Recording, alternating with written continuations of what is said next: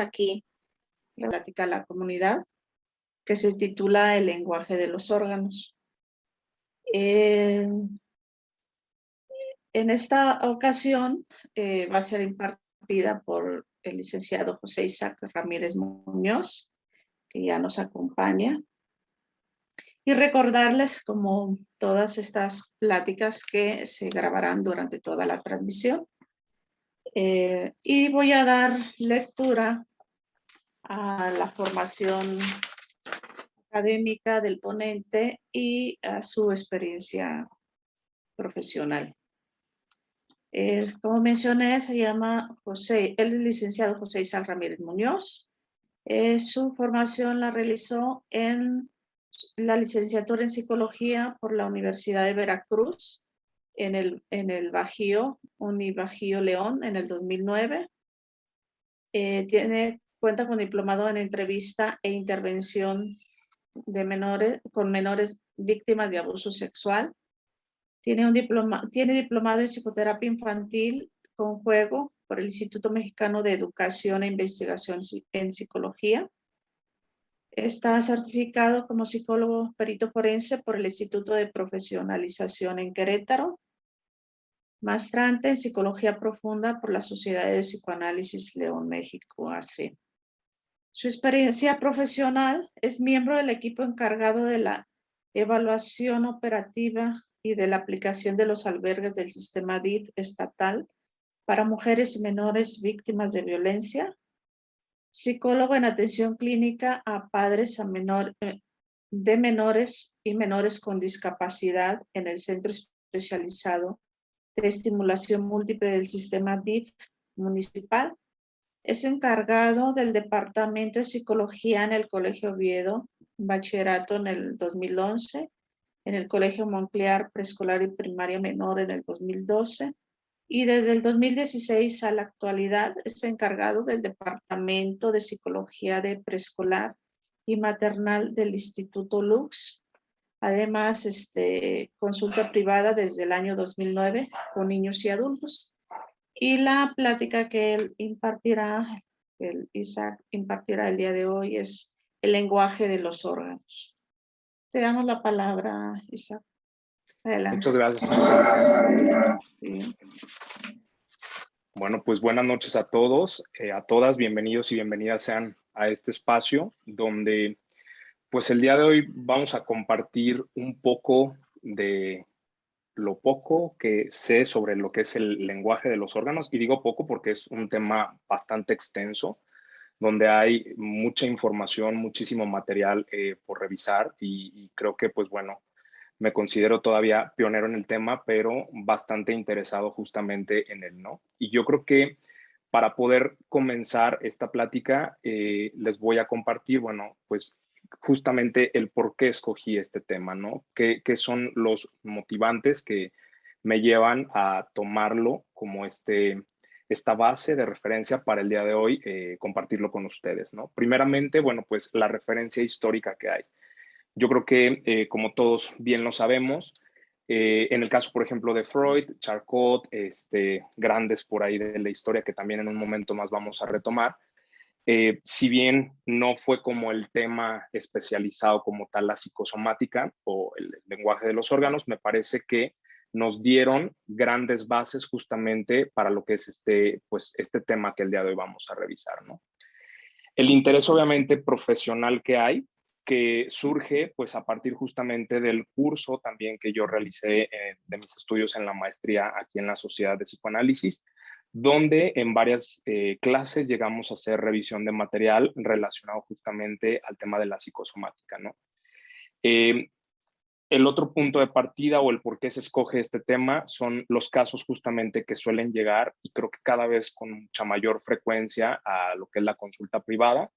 Y podríamos pensar, bueno, que la pandemia ha hecho mucho de lo suyo con relación justamente a este tema, ¿no? Entonces, creo que es un tema que se vuelve también entonces un foco de salud pública actual, donde necesitamos pues de alguna manera cada vez estar más documentados, ir conociendo un poquito más sobre el tema, pero también, sobre todo, poder entender qué estrategias, ¿no?, son las que podemos empezar a ocupar con este tipo de pacientes para poder desarrollar pues una comprensión, un análisis más amplio y detallado sobre lo que es el caso de la persona que llega hasta nosotros, ¿no? Me gustaría, bueno, que pudiéramos comenzar justamente con un paso breve por lo que es la historia. En el siglo XIX, bueno, vale la pena mencionar ahora sí que a Jean-Martin Charcot, que estudiaba él o se focalizaba mucho en casos de histeria con síntomas sobre todo neuropsicológicos, ¿no? Digo, sabemos que incluso Jean-Martin Charcot fue un referente importante para Freud, que después de alguna manera él lo va retomando por ahí en cuestión de estudios, en las visitas que va haciendo a lo que son las sesiones que Charcot propiamente iba generando, ¿no? Otro de los autores que por ahí generan bases importantes para lo que es el tema de la psicosomática es Johann Christian Heinroth, que él como tal es quien acuña el término psicosomático, ¿no? Y él decía, dentro justamente de lo que son sus escritos, sus postulados, que el agente principal que detonaba propiamente estos padecimientos anímicos era el pecado, ¿no? Tenemos que considerar, bueno, que en aquellos años la influencia de la religión tenía un peso bastante importante en la sociedad y para él lo que veía propiamente del análisis que hacía justamente en la sociedad de en aquel entonces era esta atribución justamente al tema del pecado. El pecado entendido como que en el momento que se transgredían las normas éticas, morales, generaban pues importantes factores, puntos de conflicto en las personas que los llevaban propiamente a detonar estos estados psicosomáticos que él fue describiendo poco a poco, ¿no? Otro de los autores que también nos da por ahí bases importantes para lo que es el tema de la psicosomática es Walter Cannon, que él básicamente pues se dedica a hablar y estudiar sobre lo que son la fisiología de las emociones en veteranos de la Primera Guerra Mundial, ¿no? Sobre todo él se enfocó demasiado en estas experiencias traumáticas que los veteranos de este suceso importante de la historia vivieron, pero enfocándose sobre todo en el estudio y el análisis de las consecuencias que estas experiencias traumáticas dejaban justamente en estos veteranos, ¿no? Y finalmente tenemos a Félix Deutsch, que él acuña como tal el término de medicina psicosomática con los pacientes que él recibía, ¿no? Él era un médico internista vienés que después emigró a los Estados Unidos y ahí es donde justamente hace su formación como psicoanalista, pero una gran cantidad de los pacientes que él iba recibiendo justamente en lo que era la consulta de la medicina interna, pues presentaban mucho también características asociadas a lo que era el factor psicosomático, ¿no? Y es entonces también quien en el término médico incluye justamente pues esta parte de la medicina psicosomática como tal. Vamos a ver también algunas bases propiamente de la psicosomática que Freud genera en lo que es el psicoanálisis, partiendo desde lo que es este punto. Freud nunca tuvo un interés especialmente focalizado en lo que es la rama de la psicosomática, ¿no? Creo que más bien él, a partir de lo que son los casos de histeria y demás, logra aterrizar por ahí bases importantes que después obviamente otros autores también van retomando, las van amplificando en lo que son los estudios que van generando, los análisis y obviamente los postulados teóricos que de ello van emanando como tal, ¿no? Sí es importante también mencionar, por tanto, que Freud es un inspirador al enfatizar propiamente la complejidad y la influencia de los factores psíquicos en lo biológico, ¿no? Creo que él hizo un gran aporte en todos estos elementos al tratar de explicar justamente cómo la angustia pues juega un papel muy importante en la psique de la persona, de tal forma que esta angustia detona o deriva justamente en estos factores biológicamente expresados en los síntomas que los pacientes y las pacientes específicamente que él recibía le iban refiriendo. Me gustaría que retomáramos algunas citas justamente de las obras completas de Freud, que me parece bueno que desde aquí nos van dando algunas referencias justamente de estos pilares que Freud nos permite ubicar en esta rama de la psicosomática, para poder entender desde dónde vamos cimentando toda esta teoría que el día de hoy estamos por acá compartiendo, ¿no? La primera cita que me gustaría compartir con ustedes, pues justamente es la siguiente. Los afectos pasan a ser con harta frecuencia causas patógenas, tanto de enfermedades del sistema nervioso con alteraciones anatómicas registrables, cuanto de enfermedades de otros órganos. Todos los estados anímicos son en cierta medida afectivos y de ninguno están ausentes las exteriorizaciones corporales y la capacidad de alterar los procesos físicos. También menciona que cuando se formula un juicio sobre dolores corporales, es preciso tomar en cuenta su evidentísima dependencia de condiciones anímicas. Es decir, aquí ya vamos viendo cómo el mismo Freud va describiendo esta relación estrecha que existe entre lo que es el soma y la psique, ¿no? Él incluso por acá nos va empezando a explicar cómo las enfermedades del sistema nervioso, de alguna manera van teniendo pues estas ligazones justamente con algunas cuestiones por acá del orden más emocional, de lo que es la vida interna del sujeto, que van dando propiamente el origen a todos estos elementos. Otra de las citas que también recuperé para la plática del día de hoy es: si un ser humano experimenta una impresión psíquica, en su sistema nervioso se acrecienta algo que llamaremos suma de excitación. En todo individuo, para la conservación de su salud, existe el afán de volver a empequeñecer la suma de excitación, y el acrecentamiento de la suma de excitación acontece por vías sensoriales y su empequeñecimiento se da por vías motrices. Es decir, todo lo que el sujeto va recibiendo a partir del exterior y que va integrando propiamente por las vías sensoriales, tiene que pasar por estos procesos, obviamente, del acomodo en el mundo interno y demás, pero en el momento que no logra por ahí tramitar o elaborar la persona este contenido, busca de alguna manera propiamente hacer esta descarga, ¿no? Y comúnmente la descarga va dada por estas vías motoras como tal, ¿no? Entonces, aquí vamos viendo también de nueva cuenta cómo va existiendo esta relación soma-psique, que para Freud, pues de alguna manera va siendo importante, ¿no? Habla también él que la suma de excitación no está destinada propiamente a entrar en asociación psíquica, ¿no? Sino que más bien haya lo que es la vía falsa hacia lo que es una inervación corporal. Es decir, esta excitación, esta angustia que se genera dentro de lo que es la psique de la persona cuando no logra ser tramitada o elaborada, de alguna forma encuentra esta pues pseudo salida que muchas de las veces pues se instaura a través justamente de algún síntoma a nivel psíquico o biológico, ¿no?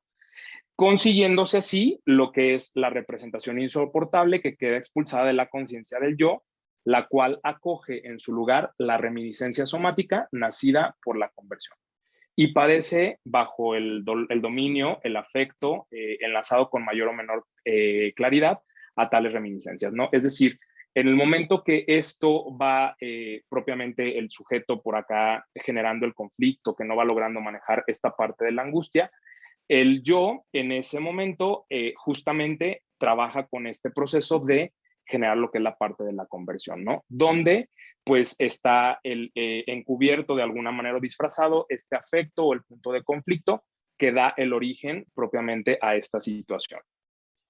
El sistema freudiano nos habla justamente del papel que la angustia juega en lo psicosomático, ¿no?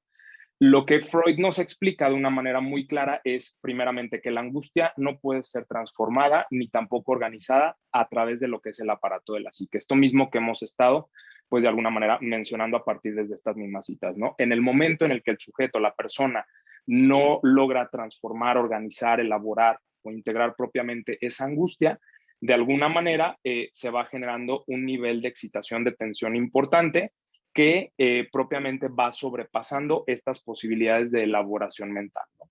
Y entonces Freud por acá nos explica que cuando se da esta falta propiamente de excitación más una falta de mecanismos mentales que ayuden propiamente a elaborar esta parte de la angustia, es cuando entonces se genera en el cuerpo esta descarga de síntomas somáticos, ¿no?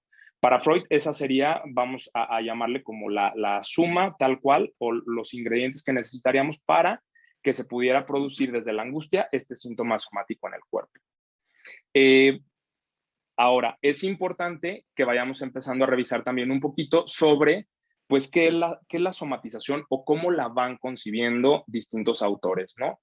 En el caso, por ejemplo, de Ramón Florenzano, Claudio Fullerton, Julia Acuña y Rodrigo Escalona, ellos nos dicen, pues bueno, que la somatización son aquella serie de síntomas corporales que no tienen una causa orgánica documentable, ¿no? Digo, creo que todos hemos tenido alguna referencia de aquellos casos donde hay pacientes que van describiendo una serie de síntomas importantes que incluso al momento de ir buscando esta parte de la atención clínica a nivel médico, van buscando, pues a través de distintos estudios, visitas a distintos médicos especialistas, respuesta a este tipo de situaciones, pero pues conforme van haciendo este recorrido, este peregrinar con todos estos especialistas o a través de todos estos estudios, pues se van dando cuenta que realmente a nivel físico no hay una causa que dé una explicación propiamente a pues la problemática o los síntomas que los pacientes van presentando, ¿no? Yo creo que ha sido también muy interesante ver incluso cómo una parte significativa de la comunidad de médicos, pues a partir de la pandemia ha empezado también como a referir incluso este tipo de pacientes a lo que son servicios de atención psicológica para que el paciente pues pueda trabajar obviamente con este tipo de situaciones, ¿no? Estos mismos autores nos hablan de que existe en estos pacientes pues un patrón crónico de conducta ante lo que es el tema de enfermedad, con un estilo de vida que se caracteriza justamente por esto que yo estaba mencionando, estas numerosas consultas médicas que también de alguna manera pues el modo de vida que este tipo de pacientes suelen llevar les van generando dificultades sociales secundarias, ¿no? Incluso podríamos pensar en aquellos pacientes que de repente a lo mejor ellos experimentan un cuadro psicosomático, pero justamente por el hecho de pensar que a lo mejor tienen una enfermedad grave y que por tanto su sistema inmune tiene cierto compromiso, se genera también un deterioro, perdón, en lo que son las habilidades propiamente sociales o en esta esfera social e incluso familiar, porque son pacientes que llega un momento donde empiezan a aislarse y a embotarse de una manera importante justamente en esta serie de síntomas psicosomáticos que ellos van experimentando, ¿no? Pierre Martí, él nos habla por acá que son factores, la somatización son factores psíquicos en el determinismo de lo que son las afecciones orgánicas, ¿no? Y que las emociones tienen un factor condicionante importante en todos estos casos, ¿no? De tal forma que se van generando pues dificultades de distinto orden que las personas o los sujetos van experimentando a lo largo de su historia de vida, pero a partir del trabajo que él ha realizado, ha logrado generar conclusiones importantes con relación a que la primera infancia es determinante en este tipo de pacientes, ¿no? Pierre Martí incluso hace por ahí un señalamiento donde él explica que el vínculo con la madre tiene factores que son determinantes para poder generar propiamente en lo que es la vida adulta muchos de estos cuadros psicosomáticos que nosotros vamos viendo hoy en día con los pacientes que llegan a nuestra consulta en el día a día. La doctora Sally Robertson, que ya es alguien mucho más actual, ella nos habla que la somatización pues es justamente esta expresión o la forma de expresión que el paciente o la persona encuentra a estos problemas psicológicos o emocionales a través justamente de síntomas físicos, ¿no?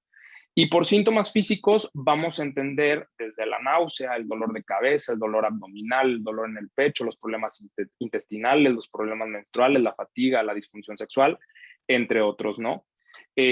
Recientemente me ha tocado a mí recibir a un paciente que hacía esta referencia de tener cuadros muy recurrentes de migraña, ¿no? Entonces, al momento de que las sesiones van transcurriendo y conforme vamos pues haciendo una exploración detallada de lo que es su primera infancia y demás, nos damos cuenta que este paciente tenía como tal una historia de abuso sexual que tenía por ahí reprimido y entonces incluso de las frases que el paciente ocupa en las sesiones, es decir, el darme cuenta de esta vivencia que yo tengo me ha volado la cabeza, ¿no? Entonces, le ha volado la cabeza, al grado de que ha tenido que llevar esta expresión a lo que es la vivencia en el mismo cuerpo a través justamente de los cuadros de migrañas que ha venido presentando recurrentemente, ¿no? Entonces, vamos viendo que en efecto, muchas de las veces los pacientes no logran dar esta explicación, esta causa que tiene como el derivado, la sintomatología que ellos vienen expresando, pero de alguna forma al paso de las sesiones, se logra ir tejiendo pues esta base, ¿no? Que va detonando en ellos propiamente toda esta sintomatología física, ¿no? Como características del paciente psicosomático, y aquí están como congregados varios autores, incluso en la diapositiva final hay unas bibliografías por ahí incluso para consulta, pero bueno, la característica general de esto, o las características generales de estos pacientes, en primer lugar, es que suelen ser pacientes que manejan una ansiedad extrema. De hecho, comúnmente hay varios de estos pacientes que van acompañados desde lo que es un servicio de psiquiatría para poder pues llevar lo que es la suministración de algún medicamento que ayude a regular propiamente estos ciclos de ansiedad, ¿no? ¿Por qué? Porque incluso llega a haber pacientes que están muy afectados en cuestión de no poder incluso a veces dormir, que se ha incluso pues mermado de una manera importante incluso la relación de pareja, la relación de familia, la relación con los hijos, y entonces a la ansiedad original que el paciente ya traía, se le van sumando propiamente los focos de ansiedad que estas otras situaciones van detonando en este caso o en este tipo de pacientes, ¿no? Otra característica que suelen tener estos pacientes es que suelen ser personas que experimentan sensaciones físicas regulares que ellos consideran que son el resultado de una condición médica seria, ¿no? Ante el menor síntoma que estos pacientes a veces llegan a experimentar, ellos de inmediato empiezan a elaborar una fantasía sobre alguna enfermedad que comprometa seriamente pues su estado de salud, y que incluso podría llevarles hasta generar como ciertas incapacidades a nivel familiar, a nivel laboral, a nivel social, etcétera, ¿no? Muchas de las veces, incluso este tipo de pacientes, pues sí suelen tener esta característica como una gran parte de la población de que recurren a el famoso Google a consultar alguna serie de síntomas y entonces pues de repente Google te puede decir que hasta hay un cáncer de pestaña y el paciente ya viene convencido de que trae un cuadro importante por ahí en cuestión de salud, ¿no? Estos pacientes también, pues bueno, viven estas sensaciones físicas como dañinas y totalmente problemáticas, ¿no? Ellos, hay pacientes que de repente llegan a experimentar, no sé, un piquete en lo que es la zona del pecho y de inmediato están buscando una consulta incluso con un cardiólogo para que les haga un electrocardiograma, que pueda revisar propiamente que todo esté bien o ver si hay realmente algo daño y de alguna manera confirmar ellos esta fantasía que traen con relación a esta cuestión de tengo algo serio en cuestión de salud, ¿no?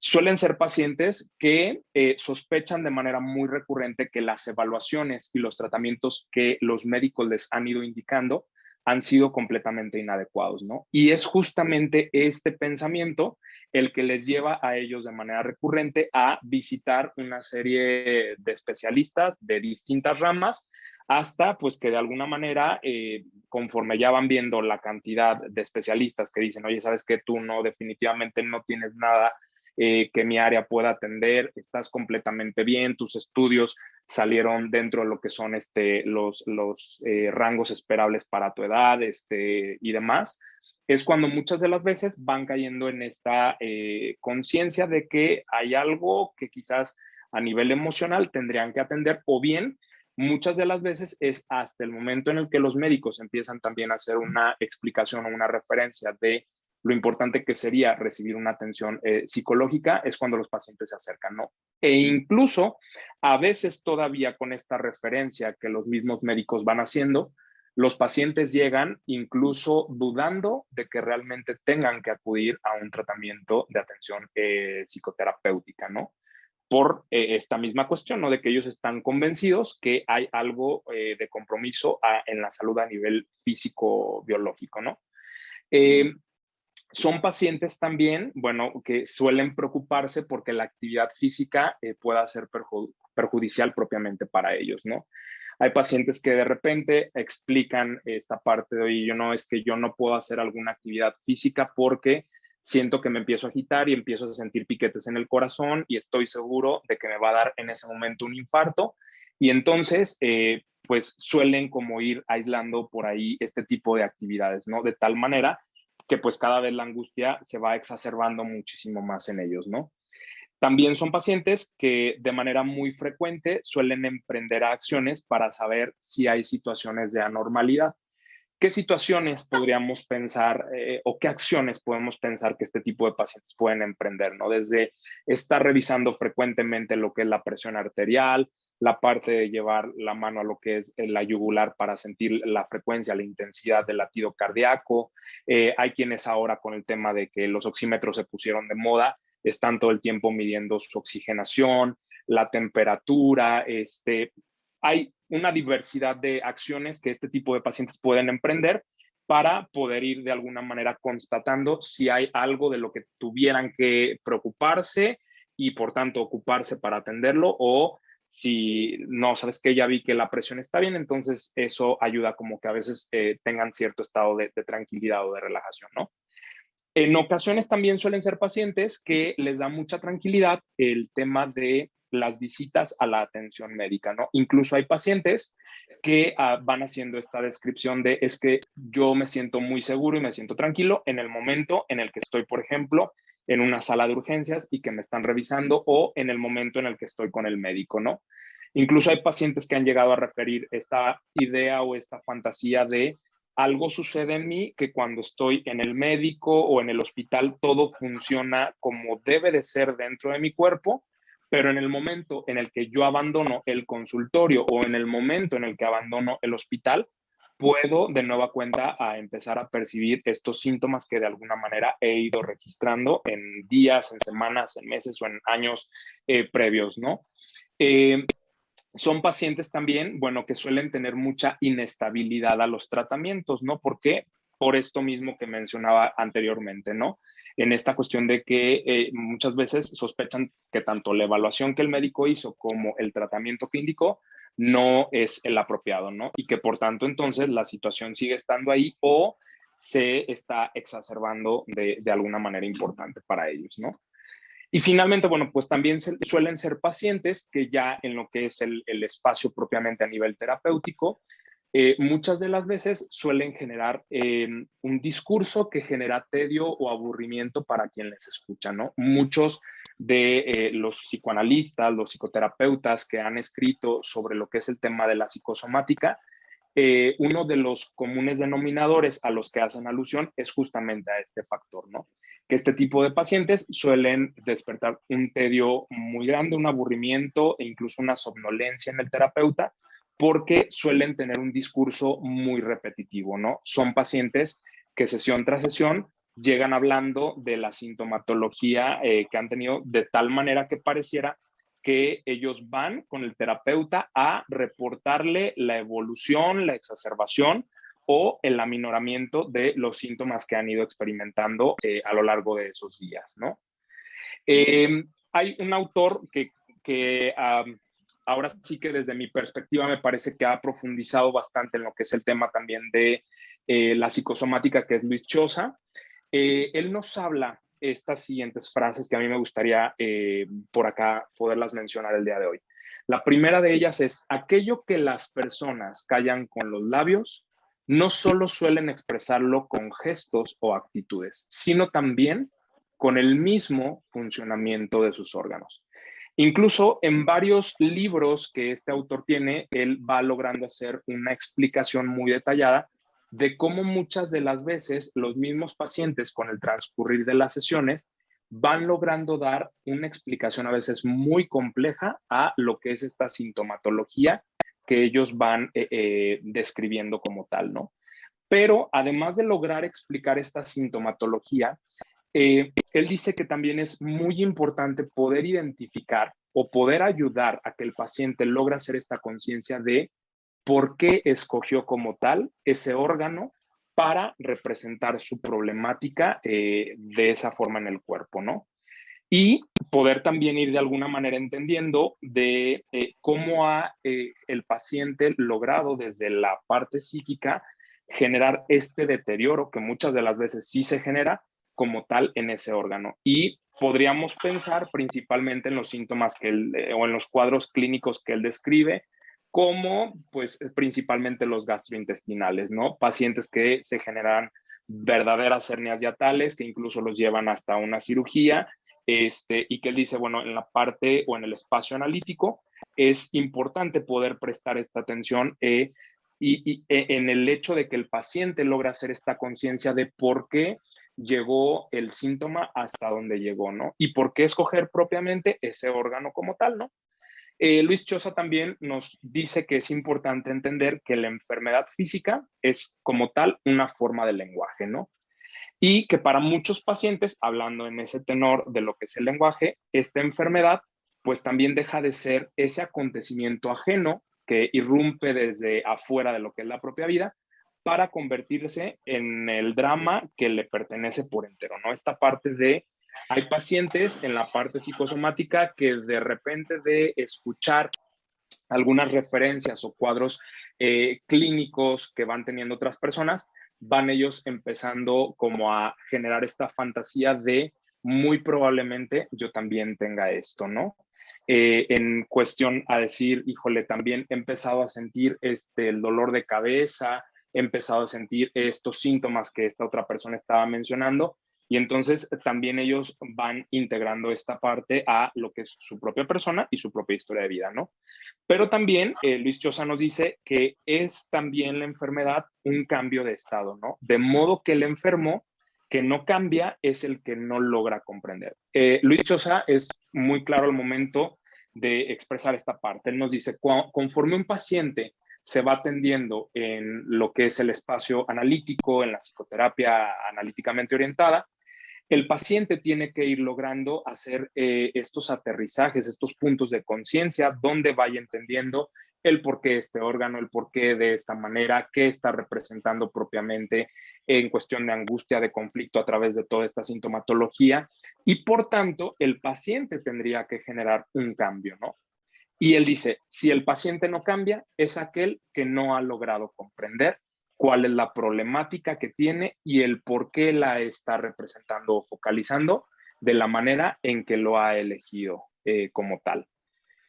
Siguiendo todavía con Choza, él nos habla de los tres saberes que los antiguos consideraban de una manera importante, ¿no? En la antigüedad, ellos decían que había tres saberes, ¿no? El primero de ellos era el saber o aquello que se sabe por lo que se dice, ¿no? El SIRE. El segundo de ellos es el saber que se genera a partir de aquello que se sabe por lo que se ha saboreado alguna vez, el sapere. Y el tercer saber corresponde a aquello que se sabe porque lo ha probado muchas veces la persona y se lo ha experimentado, esta parte del experior, ¿no? Y esos tres saberes, pues bueno, de alguna manera corresponden a esta diferencia que existe entre lo que es el inteligir, el poder comprender y el poder creer, de tal forma que esos elementos, pues de alguna manera cobran una vital importancia en la persona, ¿no?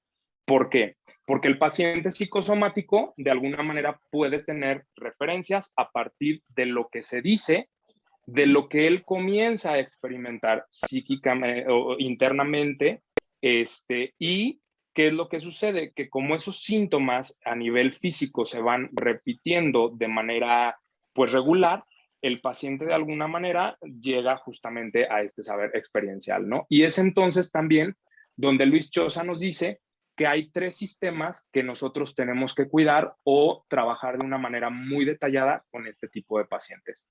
El cerebro, el corazón y el hígado. ¿Por qué? Porque nos dice, el cerebro alude a lo que es la parte intelectual, ¿no? El corazón alude a lo que es la parte del sentimiento y el hígado corresponde propiamente a esta capacidad práctica que el sujeto tiene donde de alguna manera va integrando pues todo lo que va sucediendo en el día a día. Y es entonces donde Choza toma bases para poder explicar cómo hay algunos pacientes que tienen un sentimiento que no pueden elaborar tan fácilmente, que no lo pueden nombrar, hay una ignominia a veces tan grande en su historia de vida, que es donde justamente se escoge al corazón como este órgano receptor del conflicto y por tanto el que va a representar y con el que el paciente va a intentar expresar lo que está vivenciando o lo que está experimentando en su vida interna como tal, ¿no? Y es entonces ahí donde él dice, o sea, tenemos que ir ubicando cómo es que el paciente va tramitando principalmente estos elementos, ¿no? Y entender que, bueno, cada uno de estos sistemas, pues tienen representaciones muy específicas en lo que es propiamente la persona y en el contexto en el que la persona se va desenvolviendo, ¿no? La función del analista o del psicoterapeuta, ¿cuál debería de ser? Bueno, primeramente tendría que ser identificar el trastorno, ¿no? Descubrir cuál es la causa y poder suprimir o tratar de suprimir esa causa para hacer desaparecer el efecto a través de la psicoterapia o el análisis al que el paciente propiamente acude. El mayor peligro que proviene de la angustia inconsciente, ¿no? Tratar de ubicar cuál es ese peligro que el paciente ha generado, ha estructurado, al que cree que se va a someter, en el momento en el que está experimentando esos síntomas físicos que realmente nos están hablando o nos están representando esta angustia inconsciente que el paciente está experimentando. También es importante que el terapeuta, perdón, se defienda de esa tentación que muchas de las veces tiene por comunicar diagnósticos precoces. De hecho, tanto Martí como Choza y otros autores van haciendo mucho esta referencia a que con los pacientes psicosomáticos las interpretaciones muchas de las veces tienen que llegar en un tiempo muy posterior a lo que se inicia propiamente la terapia, ¿no? ¿Por qué? Porque son pacientes que, aunque tienen estos discursos repetitivos, Choza dice, en el discurso repetitivo de este paciente nunca te dice lo mismo. Siempre hay algo diferente en ese discurso y entonces tenemos que ir entendiendo qué es eso diferente que el paciente te va diciendo en cada una de sus sesiones para poder ir trazando propiamente este mapa por el cual el paciente se ha venido moviendo y poder entender también desde qué forma se ha venido configurando el conflicto que el paciente tendrá que entender o tomar conciencia dentro de lo que es el espacio de atención, ¿no? Es importante, bueno, que se estudie minuciosamente cada caso, incluso tanto Pierre Martí como Choza nos van hablando de que este tipo de casos requieren ser trabajados de forma interdisciplinaria, ¿no? Ellos dicen, este tipo de casos psicosomáticos no pueden ser trabajados únicamente desde lo que es el psicoterapeuta, sino que el psicoterapeuta tiene que tener también, pues, a la mano lo que es un equipo del supervisor, obviamente, del caso, que pueda ayudar como a encontrar algunas directrices o puntos ciegos que el terapeuta como tal no ha considerado o no ha visto dentro de lo que es el proceso. Pero también es importante tener el acercamiento a un médico como tal que nos pueda ayudar a ir entendiendo pues todo este proceso diferencial de los cuadros clínicos de las enfermedades, lo que podría derivar un tratamiento, lo que podría derivar un cuadro a lo mejor leve y cómo se podría ir exacerbando, etcétera, ¿no? Y otra de las funciones del analista y el psicoterapeuta tendría que ser el comprender que la enfermedad aparece como una amenaza de destino en el paciente, ¿no? Y una amenaza siempre puede ir desde la muerte, la parálisis, la invalidez, la mutilación, el sufrimiento permanente, la inutilidad. Y entonces es a partir también desde esta amenaza de destino que el paciente va de alguna manera concibiendo, el cómo el terapeuta también va a lograr entender parte de los componentes de este conflicto que se ha ido generando propiamente en este paciente como tal que vayamos recibiendo en la clínica, ¿no? Sí. El lenguaje del órgano para Choza, él dice que es esa fuerza inconsciente como tal, que por un lado corresponde en la conciencia al concepto de ese órgano y por otro al conjunto de significados o fantasías, ¿no? Es decir, Chosa nos dice que el paciente siempre tiene un concepto del órgano que está viendo afectado, ¿no? Pero ese concepto de alguna manera que se ve influido por todos aquellos conjuntos de significados y fantasías que el mismo paciente va construyendo con relación a esta situación biológica médica que el paciente va creando como tal, ¿no? Y entonces dice que para el paciente la enfermedad es la solución que el enfermo ha encontrado como mejor medio de canalización, representante o expresión de este problema que la persona está representando, ¿no? Y que no se trata de lograr solamente lo que es la integración del órgano al sistema que corresponde, ¿no? Sino de considerar la integración del paciente mismo a lo que es el sistema familiar, social, del que está disfuncionando, ¿no?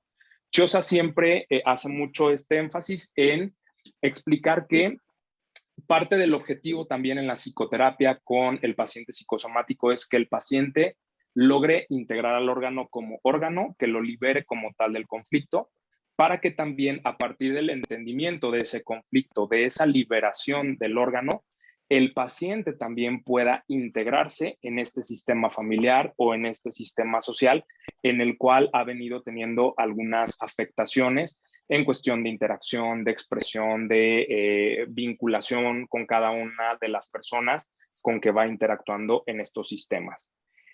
En el caso, por ejemplo, de Pierre Martí, él nos habla también, y Chosa es algo que lo retoma, que es importante siempre poder trabajar con pacientes psicosomáticos un estudio patobiográfico. Este estudio patobiográfico, bueno, él dice que debe de ser un procedimiento transversal. ¿Por qué? Porque va a cruzar varias áreas de lo que es la vida del paciente, ¿no? No nada más se queda en el paciente mismo, sino que también va a explorar algunos elementos, incluso hasta de historia familiar, ¿no? Este estudio patobiográfico tiene por un objetivo el poder influir sobre lo que es el curso de una enfermedad psicosomática, el poder ir contemplando ese particular momento de la vida del paciente, qué va configurando ese síntoma, ese padecimiento que el paciente va teniendo desde el momento en el que va a experimentar o que lo comienza a experimentar y todo lo que es el curso que ha seguido como tal ese cuadro psicosomático, ¿no? Y este estudio patobiográfico suele acompañarse de un interrogatorio sobre lo que es la enfermedad actual, los recuerdos, los deseos, las circunstancias que van conformando esta biografía, a la que se le pide al paciente de manera agregada que elabore un cuento corto, de manera totalmente libre. Se pide también el relato de un sueño, la narración de una película y de una novela libremente elegidos. ¿Por qué? Porque también desde esas elecciones libres que el paciente va haciendo, vamos entendiendo qué es lo que va configurando el paciente como tal en ese punto de conflicto que le lleva a detonar en ese aspecto de cuadro psicosomático. En la fotografía que ustedes están viendo, el estudio patobiográfico puede incluir pues esta parte de poder reconstruir muchas de las ocasiones lo que es el árbol familiar o el árbol genealógico, de tal manera que el paciente logre entender incluso cómo a veces la enfermedad puede llegar a organizar todo un sistema familiar. Luego hay pacientes que conforme los vamos recibiendo, nos vamos dando cuenta que tienen la característica de que no nada más él tiene padecimientos físicos médicos, sino que también todo el bloque fraterno, los papás, los abuelos, los hermanos de los abuelos, y conforme uno va más para atrás, se va dando cuenta de todos estos elementos, ¿no? Sí, aquí hago un breve comercial, digo, eso que ustedes están viendo ahí en pantalla, la fotografía del árbol familiar, es incluso un ejercicio que también a veces es bueno hacerlo nosotros como terapeutas, ¿no? Para poder entender cómo incluso a veces en la misma familia, nuestra propia historia de vida, incluso historia personal, podemos traer cargando pues esa línea transversal sobre lo que es el tema psicosomático, ¿no? Entonces, eso es un ejercicio que en algún momento yo lo hice, ahora sí que desde motivación meramente personal, para poder ir entendiendo también desde mi propia rama familiar, pues algunos elementos, ¿no? En mi caso yo logré llegar, pues creo que son 7, 8 generaciones atrás, y de verdad uno se sorprende cuando se permite acercarse incluso a hacer este tipo de ejercicios a manera de reflexión. ¿Por qué? Porque incluso en el momento que uno vive este tipo de ejercicios, adquieren nuevas herramientas también para poder hacer este trabajo mismo justamente con los pacientes. Uno aprende también a descubrir el cómo aplicar esta parte teórica en lo práctico como tal. Lo vamos viendo plasmado y creo que puede ser un buen ejercicio que a lo mejor yo los invitaría a que se lo pudieran llevar por ahí a meditar o a reflexionar, ¿no? En este caso, digo, mi árbol familiar no nada más es eso, incluye también estos otros dos elementos, ¿no? O sea, sí me di a la tarea de hacer una exploración muy minuciosa por ahí de lo bueno, lo malo y lo feo que hay propiamente en la historia familiar para poder entender algunas bases que también en este terreno, pues al igual que todo mundo, si nos vamos metiendo por ahí, vamos viendo que de eso hay en nuestra historia familiar también. Y bueno, el estudio patobiográfico nos permite también identificar justamente el motivo de consulta inconsciente del paciente, ¿no? ¿Por qué? Porque a partir de este estudio es donde vamos empezando a entender cuáles son esas bases o esos puntos que el paciente ha ido poco a poco como depositando en esa cuenta que va exacerbándose cada vez un poco más con el paso del tiempo, ¿no? Recordemos que mucho de lo que es la primera infancia, pues tiene que ver con este tema de lo que es el paciente psicosomático y entonces tendremos que entender que a veces esa cuenta trae incluso algunos componentes, pues de muchísimo tiempo atrás, que tenemos que ir entendiendo ese componente, cómo ha venido jugándose el papel o su función dentro de esa construcción psicosomática a lo largo de la historia de vida de la persona, ¿no? Y es importante, bueno, también conocer cuál es la teoría consciente que tiene el paciente sobre esta enfermedad, ¿no? Para poder ir trazando la fantasía inconsciente que el paciente fue construyendo sobre ello, ¿no? Siempre es importante que con este tipo de pacientes busquemos entender cuál es la explicación que el paciente da a esta enfermedad. ¿Por qué crees que empezaste a tener este tipo de padecimientos, ¿no? Hay alguien de tu familia que los ha presentado, etcétera. ¿Por qué? Porque es a final de cuentas desde esta construcción de la teoría consciente, el cómo vamos a poder entender esta fantasía inconsciente que el paciente fue generando sobre su propia situación. Es importante también conocer la historia de todas aquellas crisis o situaciones dramáticas y su coincidencia con determinadas enfermedades o accidentes propios o de terceros. ¿Por qué? Porque muchas de las veces este tipo de pacientes lo que van haciendo es ir recuperando este tipo de recuerdos o ligazones que tienen con estos eventos previos que de alguna manera pues marcaron algo importante en ellos, ¿no? Y algo importante es poder conocer o ubicar el mapa que el paciente mismo ha creado y que por tanto utiliza para poder recorrer el territorio de su vida e identificar el estilo que adquirió propiamente en la infancia con el cual lo fue trazando, ¿no? Poder entender que muchas de las veces desde un vínculo con la madre, con el padre, con alguna figura base, el paciente fue construyendo propiamente este mapita, ¿no? Y este estilo con el cual ha venido viviendo este tipo de situaciones. Yo que tengo el trabajo por ahí con niños, para mí es muy de repente significativo poder ver cómo hay mamás empeñadas en querer encontrar algo físico, algo orgánico en sus hijos, ¿no? Y que también los van llevando con distintos tipos de especialistas, el dermatólogo, el gastro, etcétera, para poder tratar de ubicar algo en el hijo o en la hija y cómo esos hijos o esas hijas, conforme van creciendo, pues son pacientes que también se van apropiando de este caminito de la cuestión somática, ¿no? Que son niños que de manera muy recurrente, pues empiezan a decir, oye, ¿sabes qué? Estoy sintiendo algo en el estómago, tengo un dolor muy fuerte, y que de verdad logras ver una aflicción en ellos como tal, ¿no? Y que cuando son llevados propiamente a el servicio médico, y se da propiamente esta parte de la exploración, se vuelve a caer en esta parte de físicamente no tiene absolutamente nada. Entonces, estamos viendo desde ahí cómo este mismo vínculo, a veces con la madre, con el padre, con la figura base, va generando propiamente estos cimientos para poder generar en tiempo futuro un cuadro psicosomático, ¿no? Y algo muy importante, el estudio patobiográfico también nos puede ayudar o debe de tener el objetivo de tratar de resignificar la historia y por tanto el síntoma, ¿no?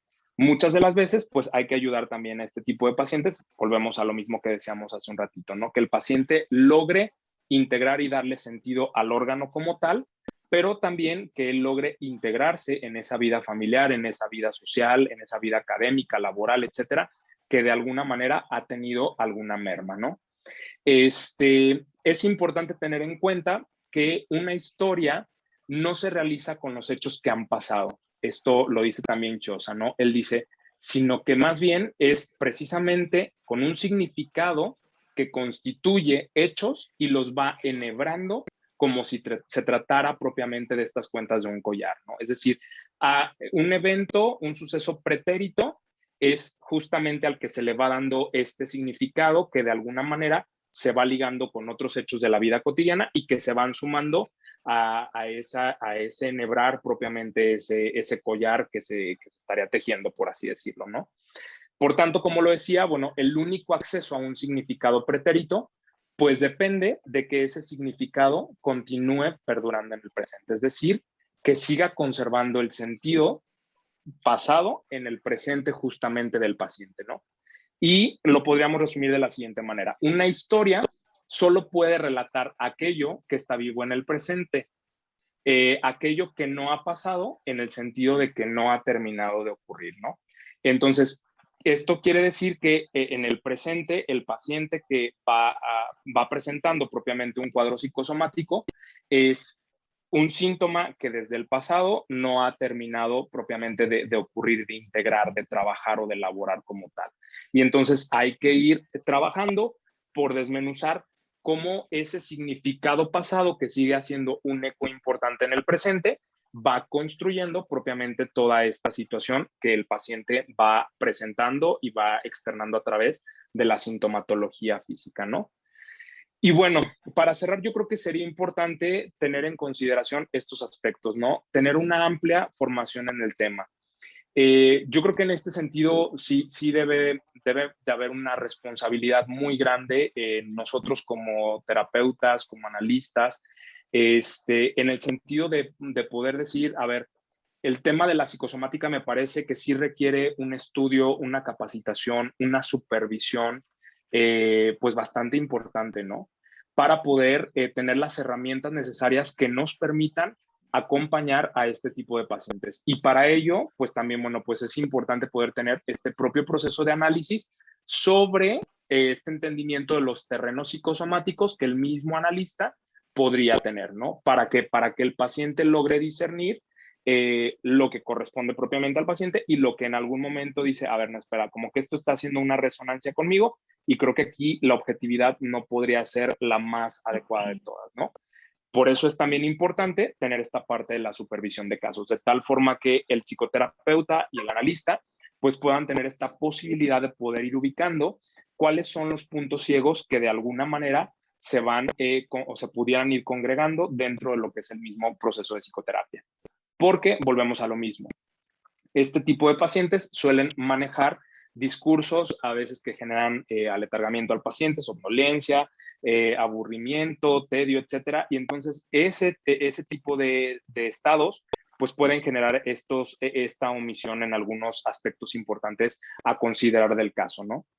Es importante, bueno, pues también acercarse a lo que es el conocimiento médico sobre lo que son padecimientos, procedimientos y tratamientos para poder entender también, pues, qué es de lo que nos viene hablando el paciente, ¿no? Incluso hay pacientes que llegan y te hablan no solo del padecimiento, ¿no? Sino de los procedimientos que debería de llevar su caso y que el médico como tal que lo ha valorado no lo ha dado, hasta de tratamientos que muchas de las veces dices, esto yo no lo conocía y conforme te vas metiendo a estudiar, pues dices, el paciente trae un conocimiento médico sobre lo que es la sintomatología, el procedimiento y el tratamiento que pues es complejo a veces, ¿no? Y eso te va dando un indicador de que el paciente pues va haciendo un agregado y una revisión importante también a la sintomatología y que esa revisión pues podría estar añadiendo también gran parte de lo que son los elementos que van configurando el caso, ¿no?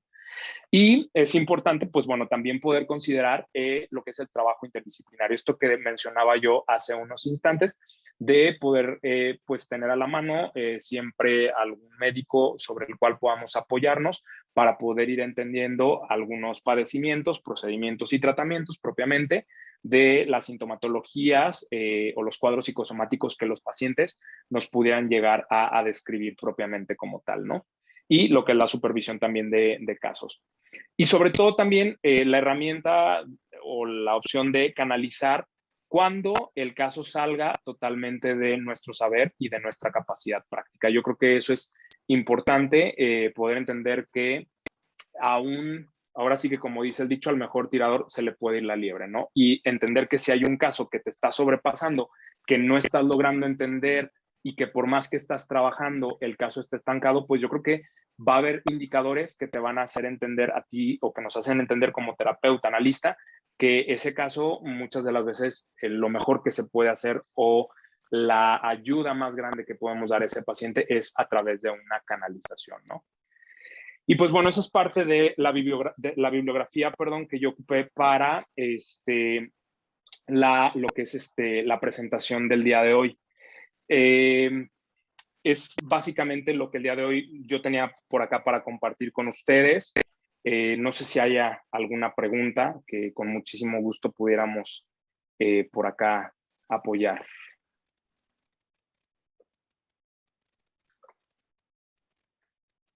Pues vamos a esperar que hagan sus preguntas o sus aportaciones, Isaac. Excelente ponencia. Nos dejas muchas, tocaste muchos puntos muy interesantes, por ejemplo, la transferencia, la contratransferencia de este grupo de pacientes. Realmente son pacientes complejos, que se debe de hacer un trato multidisciplinario o un tratamiento multidisciplinario para no caer en lo que todo es psicológico. Entonces, sí, y bueno, cuando el paciente tiene dificultades para expresar los afectos, las emociones, pues el cuerpo empieza a hablar, ¿no? Entonces, esperamos los comentarios de los asistentes, un tema realmente muy interesante. Por aquí, está un comentario muy interesante, muchísimas felicidades. Saludos, la licenciada Esmeralda. Gracias. Esmeralda Sánchez.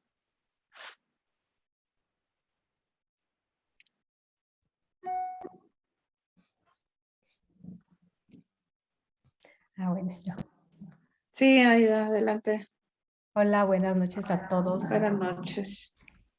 Felicidades, Isaac, porque es un tema Aida. complejo y lo presentaste de una manera muy clara. Se ve que te apasiona, ¿no? Nos lo transmites.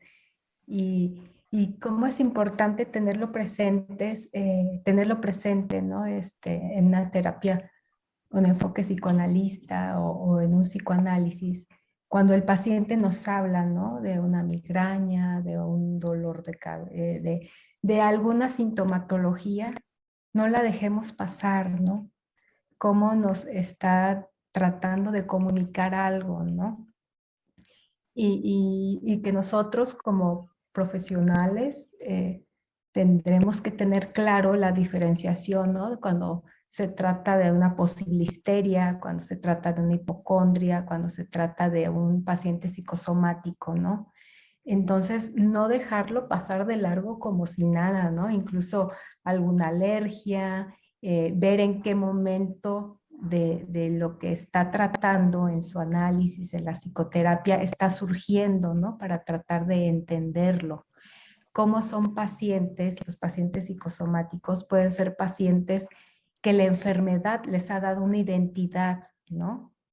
Y cómo se aferran a esta identidad y cómo ha sido una identidad que han creado porque en sus momentos tempranos no hubo la posibilidad de tener estas palabras, ¿no? Para decir qué les sucedía, ¿no? Ese terror, ese miedo, esa tristeza se fueron enquistando, ¿no? En un órgano. Entonces, ¿qué nos quiere comunicar, no? Tiene cierto sentido simbólico lo que nos quiere comunicar, que en su momento no hubo palabras para hacerlo, ¿no? Y a veces, bueno, yo he encontrado artículos donde dice, ¿no? Que Freud no profundizó en lo psicosomático, sin embargo nos dejó todo el fundamento, ¿no? La histeria, la metapsicología del psicoanálisis, pues todo esto de la pulsión, la descarga, ¿no? Las catexias, las investiduras, o sea, nos dejó mucho material, ¿no? Para de ahí nosotros tomarlo. Eh, lo importante, me gustan estos autores, ¿no? Que de los cuales tú también profundizaste en ellos, ¿no? Pierre Martí, cómo hace él alusión a este pensamiento operativo que caracteriza a estos pacientes, precisamente unido a esta falta de simbolización, ¿no? Y de palabras. Entonces, nosotros más que ver cuál teoría tiene razón, una verdad absoluta, hay que ver, ¿no? Cómo nosotros podemos comprender ese paciente y sus malestares y su malestar, ¿no? ¿Qué proyecto terapéutico le podemos ofrecer, ¿no? Y cómo a veces nos habla de que le dolió la pierna, X situación, y la podemos pasar, ¿no? Como si nos hubiera dicho que tiene frío, ¿no? Cuando hay una gran riqueza simbólica ahí por profundizar. Muchas gracias y felicidades nuevamente. Muchas gracias a ti, Aida.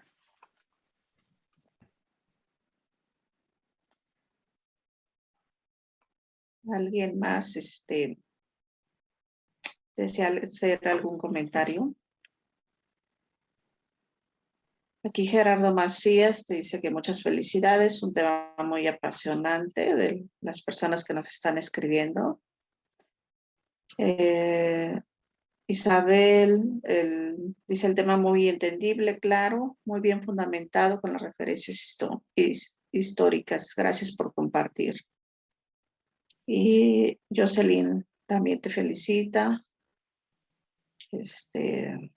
Susana Novelo, muchas gracias por la ponencia, excelente presentación. Y bueno, son los comentarios que te han escrito. Muchas gracias.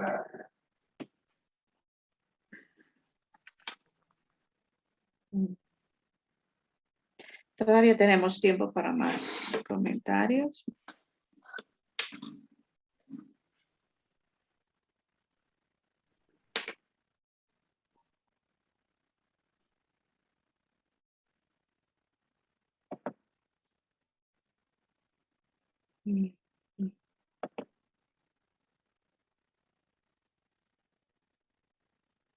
Susana, adelante. Muchas gracias. ¿En qué momento un médico debería decidir que es hora de mandar al paciente a algún tipo de psicoterapia? A mí personalmente, sin ser psicoterapeuta, me fascina la rama que ustedes hacen, me parece lo mejor de lo mejor. Sin embargo, pues no es accesible de pronto para muchas personas. Pero ¿en qué momento un médico debería decidir que ya estuvo bueno, que ya lo canalizó para acá, que ya lo canalizó para allá, que ya tiene interconsultas con este y con aquel, y no resuelve el problema? Y ¿en qué momento debería uno decir, ya basta, lo mando con otro, le faltan estudios? Bueno, su ponencia fue excelente, sus imágenes lindísimas. Me gustaría saber de dónde las encontró, porque están fantásticas. Pero sí, bueno, mi pregunta sería esa, ¿no? Yo soy médico general. Gracias. Muchas gracias, Susana. A ver, yo te platico. Yo creo que, bueno, también depende mucho de cada uno de los médicos, ¿no? De repente, pues digo, me ha tocado toparme con médicos que no creen muchas de las veces en el trabajo de nosotros, los psicólogos, los psicoterapeutas o los analistas, ¿no? A mí me parece, bueno, vuelvo a lo mismo, que hoy en día nuestra rama ha cobrado una vital importancia. Quizás es una de las cosas que a lo mejor la misma pandemia también ha venido como a generar todavía más movimiento en el mundo médico, ¿no? Porque incluso hay muchos médicos que hoy día están recurriendo a lo que es la búsqueda de una psicoterapia, de un análisis a partir de lo que han vivido últimamente. Y contestando un poquito a tu pregunta, yo creo que sería muy interesante que el médico lograra también indagar desde su primera consulta un interrogatorio, pues también como explorar un poco esta parte de hay alguna vivencia, algo importante que haya sucedido recientemente en la vida de la persona o algo que esté generando, no nada más quedarnos como en la exploración física a nivel médico como tal, ¿no? Te comparto, bueno, que yo tuve la fortuna de que en mi generación de maestría en psicología profunda, tuve de compañero a un médico. Y él decía, yo estoy aquí porque a mí una de las cosas que no me gusta de la medicina es que todo únicamente lo quiere pues ver desde la parte biológica, patológica, física y no considera tanto pues esta parte también mental de la persona, ¿no? Entonces, yo creo que sería interesante que los mismos médicos, además de generar esta exploración física, pues sí también fueran haciendo este complemento, ¿no? Y a lo mejor pensar que los mismos médicos también pueden servirse a veces hasta de los psicólogos como para poder ir entendiendo ciertos rasgos que podrían servirnos como este punto de diagnóstico y por tanto una canalización oportuna hacia lo que es un servicio de psicoterapia como tal, ¿no?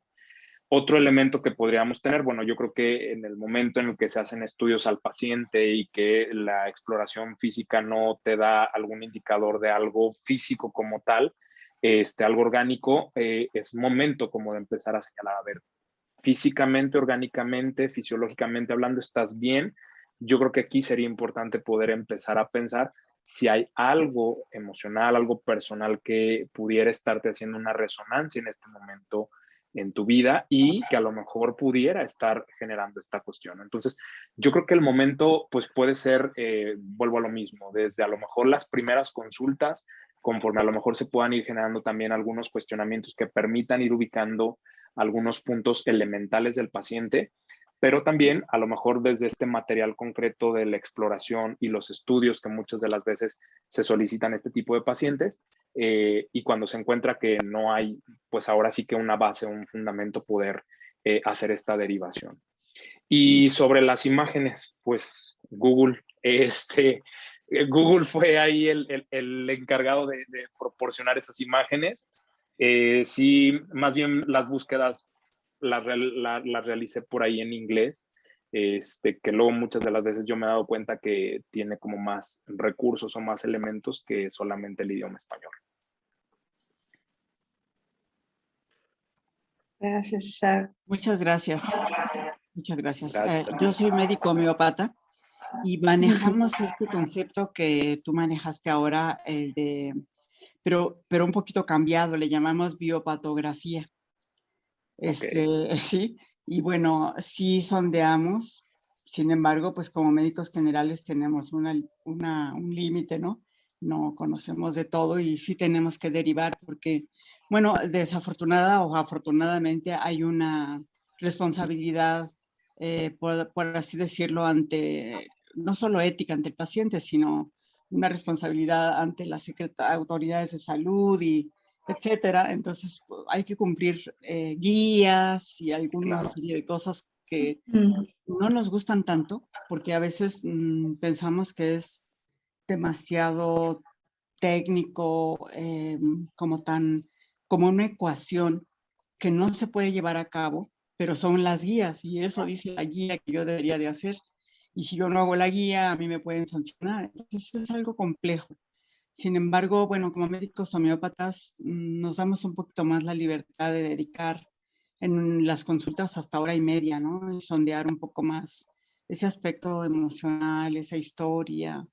Y bueno, pero sin embargo, pues sí, a veces nos encontramos ya con que ya no sabemos por dónde. Pero pues me encanta que existan ustedes y que podamos derivarlos en algún momento. Muchas gracias por la explicación. Muy, muy linda. Gracias. Gracias, Susana.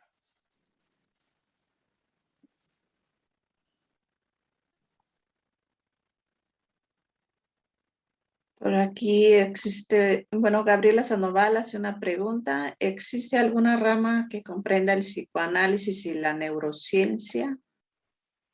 No sé si puedas contestar.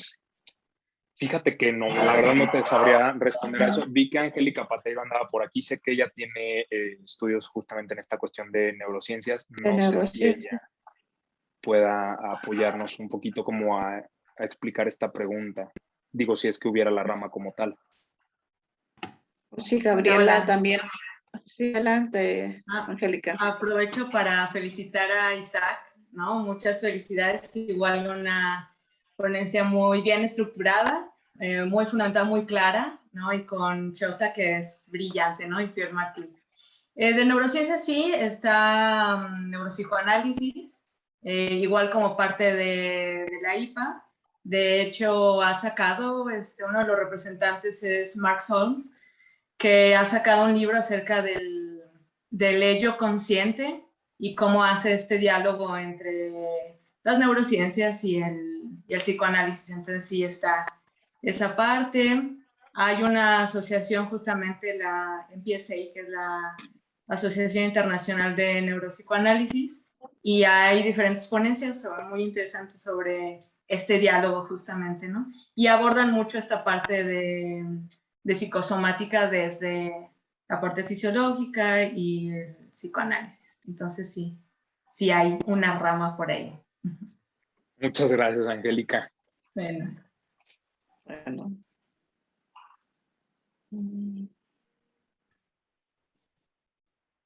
Yo, Angélica. Sí, adelante. Gracias. Traté de buscar la manita, pero no la encuentro. No salió. Adelante. Isaac, muchas felicidades. Yo creo que ha sido muy claro.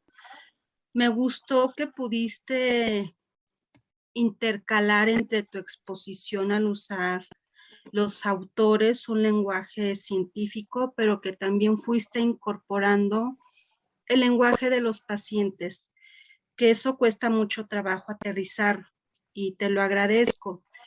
Este es un tema que a mí me parece muy complicado porque hasta continuando con la pregunta que decía la doctora Susana, estamos acostumbrados socialmente a ubicar las enfermedades corporales.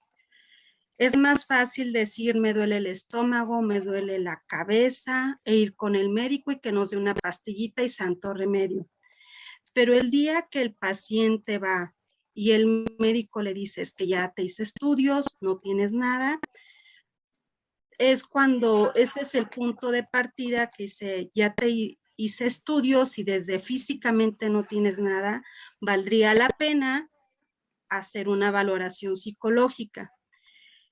Me he topado con pacientes muy frustrados, muy enojados porque dicen, es que el doctor me dice que no tengo nada. ¿Cómo que no tengo nada si yo me siento muy mal? Entonces se viven enojados, se viven no entendidos porque el médico con toda la razón le dice no tienes nada. Y sí, quizás valdría la pena aclarar un poquito que físicamente no tiene nada, pero que emocionalmente hay algo que ahí le está perjudicando y que valdría la pena atenderlo. Es lo que yo trato de explicarles cuando llegan así. Sin embargo, muy difícilmente acuden a buscar un tratamiento psicológico porque en esto que tú mismo explicabas, Isaac, de que ellos se quedan con la versión, es que a lo mejor el médico no me revisó bien, seguramente si le sigue buscando me va a encontrar y si me voy a hacer nuevamente los análisis porque a veces salen mal, no los hacen bien, entonces siguen en su creencia de que verdaderamente están mal, entonces pocas veces llegan a un consultorio psicológico. Y cuando llegan con muchas resistencias, con mucha frustración por no sentirse entendidos, la dificultad de poder verbalizar lo que les pasa y desde ahí la dificultad de indagar todo esto que tú nos planteaste muy esquemático. Entonces no es algo fácil ni para el paciente ni para uno, pero yo creo que es toda una labor muy interesante. Muchas felicidades, Isaac. Muchas gracias, Coco.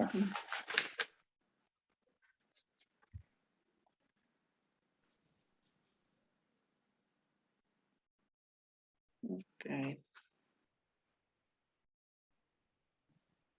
Todavía nos quedan unos minutos para algún otro comentario.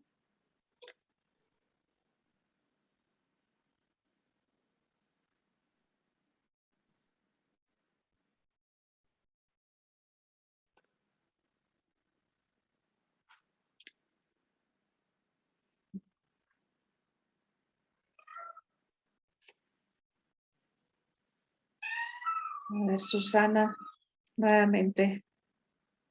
Adelante.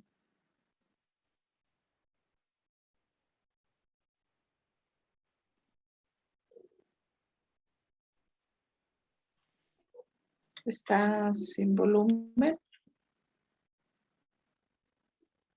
Perdón, Sí. había cerrado mi micrófono. Ah, ok. Ya que no Sí. preguntan, pues yo sí voy a aprovechar. Bueno. Sí, ¿cómo se le dice a un paciente con mucho tacto, después de que ya le buscamos por aquí, por allá, que no le encontramos nada y que ya lo revisaron los especialistas y nos lo devuelve y no hay nada? ¿Cómo se le dice con mucho tacto para que la gente generalmente lo toma mal? No, yo no estoy loco, yo por qué voy a ir al psicólogo, es esa parte, ¿no? Digo, yo pues podría tener una idea general y decirle al paciente que físicamente no lo hemos encontrado, que a veces las emociones nos generan síntomas y que lo invitaría a esta parte. Pero qué mejor que oírlo de ustedes que son expertos. Y bueno, agradezco mucho la nueva oportunidad. No, no hay nada que agradecer, Susana. Bueno, yo creo que pues aquí también depende mucho del estilo de los médicos, ¿no? O de cada persona. Yo creo que en este caso tú haces una pregunta muy puntual, el cómo poder hacer una invitación con mucho tacto a un paciente, ¿no? Y yo creo que sí se valdría hacer una invitación con mucho tacto, pero también tiene que ser una invitación clara, ¿no? Que el paciente entienda o que le permita ubicar, pues que físicamente, por más que pueda estar buscando, no va a encontrar síntomas.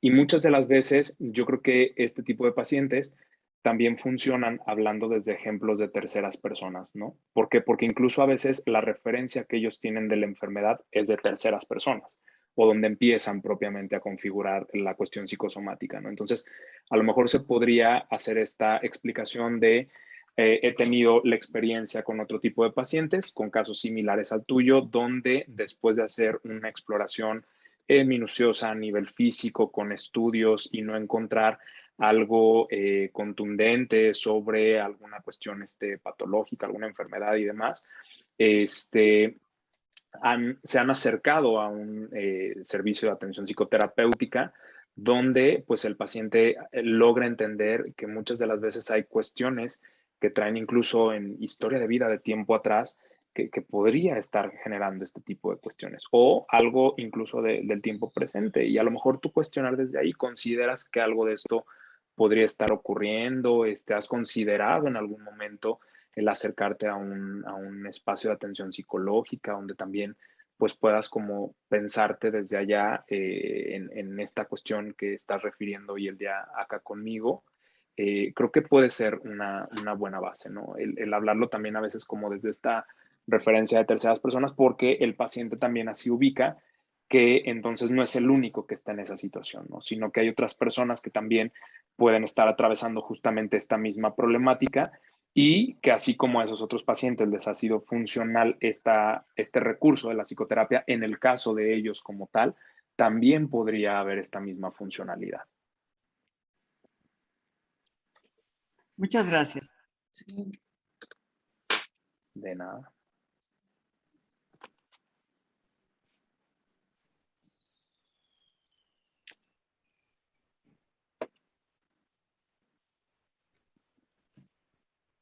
Bueno, ¿hay algún otro comentario?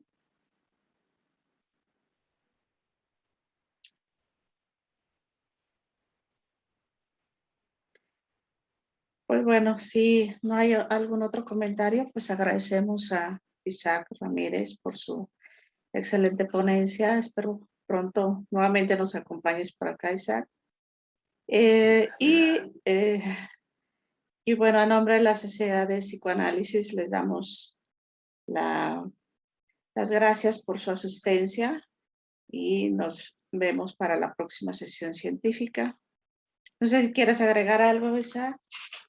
No, pues también agradecerles a todos ustedes, bueno, el espacio también, el tiempo que destinan para la escucha, para compartir conocimientos y pues nada, que de verdad cualquier cosa que requieran, digo, la sociedad tiene las puertas abiertas, nosotros también para poder atender y apoyar en todo lo que vayamos requiriendo, ¿no? Entonces, pues, agradecimiento únicamente. Pues muchas gracias a todos y ya ahora sí nos podemos ir a festejar, ¿no? Por el 15 de septiembre. Que se diviertan. Gracias. Bye, hasta luego. Bye. Bye. Bye. Gracias. Bye.